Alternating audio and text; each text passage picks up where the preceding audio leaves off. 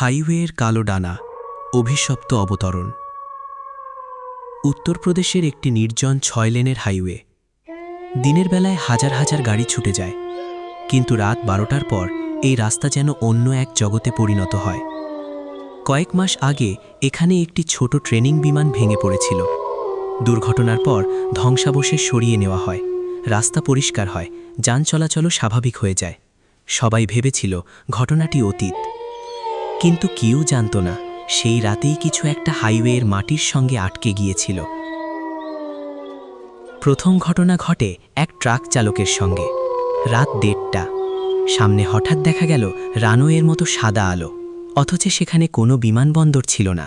আলো অনুসরণ করতে করতে সে দেখে রাস্তার মাঝখানে একটি পোড়া ট্রেনিং বিমান দাঁড়িয়ে আছে। বিমানের ককপিটের কাচের ভেতর থেকে একটি মুখ ধীরে ধীরে মাথা তুলল। চুল আগুনে পুড়ে অর্ধেক নেই, মুখের চামড়া গলে ঝুলছে, কিন্তু সবচেয়ে ভয়ঙ্কর ছিল চোখ দুটো। কোনো মনি নেই, শুধু গভীর কালো অন্ধকার। সে ঠোঁট না নাড়িয়েই বলল, আমাকে বাড়ি নিয়ে চলো।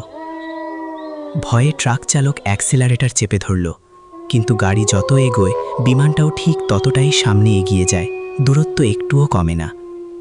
হঠাৎ ট্রাকের সব কাঁচ একসঙ্গে ভেঙে গেল। চারদিকে বরফের মতো ঠান্ডা বাতাস।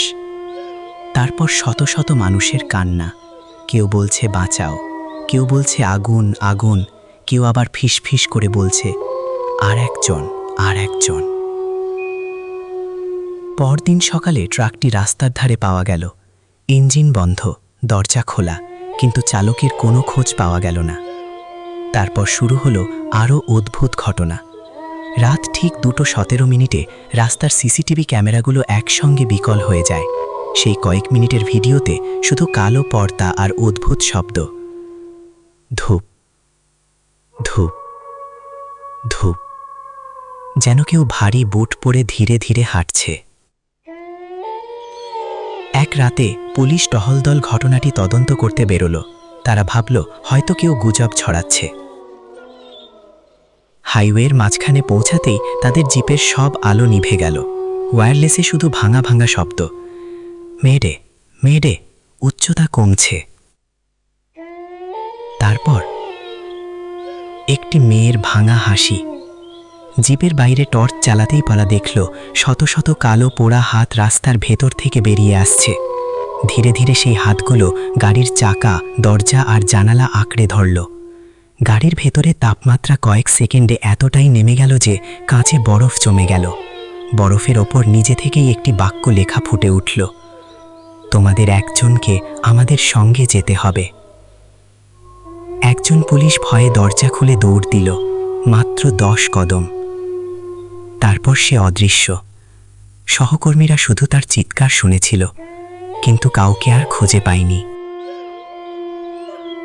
আজও নাকি গভীর রাতে ওই হাইওয়ে দিয়ে গেলে দূরে আগুনে জ্বলতে থাকা একটি ছোট বিমান দেখা যায়। তার চারপাশে দাঁড়িয়ে থাকে ছায়ার মতো অনেকগুলো অবয়ব। তারা কেউ হাঁটে না, মাটিতে ভাসতে ভাসতে এগিয়ে আসে।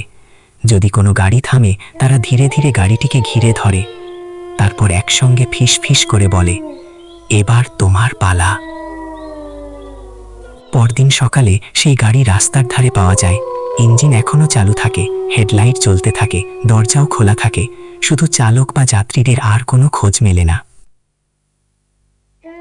স্থানীয়দের বিশ্বাস, গভীর রাতের পর সেই হাইওয়েতে যদি দূরে কোনো জ্বলন্ত বিমান দেখতে পাও, কখনোই তার দিকে তাকিয়ে দাঁড়িয়ে থেকো না, কারণ যে একবার সেই বিমানের ডাক শুনেছে সে নাকি আর কোনোদিন নিজের ছায়াটাকেও নিজের বলে চিনতে পারে না।